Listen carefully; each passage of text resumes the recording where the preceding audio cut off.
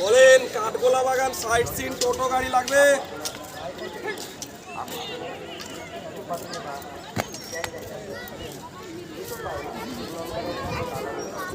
কাঠগোলা বাগান